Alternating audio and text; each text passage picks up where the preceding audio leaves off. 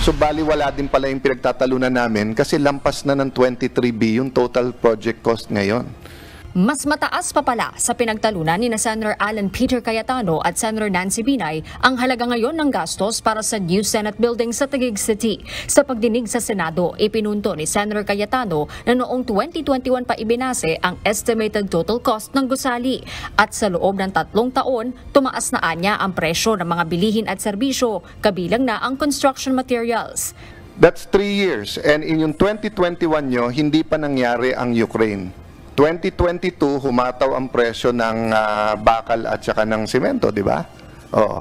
And then 2022, wala ng pandemic, may construction boom din.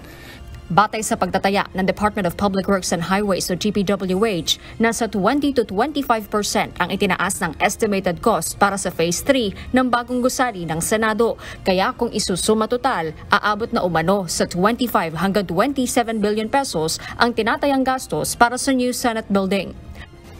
Aabutin po ng 25 to 27 including the cost of land. Plus yung inflationary cost na po kasama po. Pangamba ni Senator Cayetano, posible pa umano itong tumaas sakaling magkaroon ng pagbabago sa design at maningil ang kontraktor ng dagdag sa labor cost, bunsod ng mga nagdaang aumento sa sahod. Ang problema, may pending tayo na revision sa designs. So pwede pang tumaas ng 25 to 27 billion. Ako tingin ko kung hindi magbabago, kung wala tayong babaguhin dyan, baka 26 to 29 billion. Sa huling phase ng new Senate building na nire-review ngayon ng Senado, 7.3 billion pesos ang para sa building construction, habang nasa 2.9 billion pesos ang specialty works na hindi pa umano nasusuri ni Senator Cayetano, gaya ng gagastusin sa security at broadcast systems. Inatasan na ng komite ang DPWH na muling kwentahin ang gagastusin para sa pagpapatayo ng new Senate building. Sa ngayon, mananatili muna ang Senado dito sa GSIS building sa Pasay City kung saan rumerenta ang Senado mula pa 1997. Hindi na dumalo sa pagdinig kahapon si Senator Binay. Bago ang pagdinig, sinabi nitong sapat na ang kumpirmasyon ng DPWH sa naunang pagdinig kaugnay ng halaga ng gasto sa Senate building.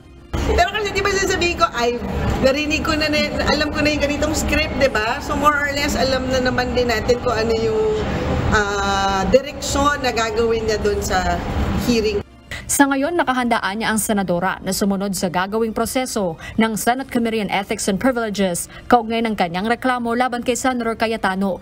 Una nang sinabi ni Senate Majority Leader Francis Tolentino na siyang chairperson ng komite na susubukan munang pagharapin at pagkasunduin ng dalawang senador para hindi na umabot sa pagdinig. I will go through the process.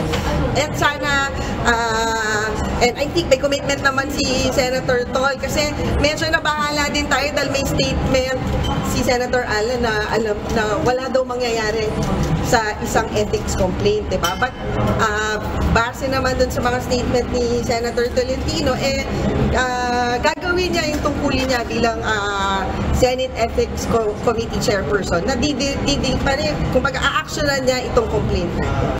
Harleen Delgado, UNTV News and Rescue. Diyos ang aming sandigan, serbisyo publiko ang aming pinahahalagahan.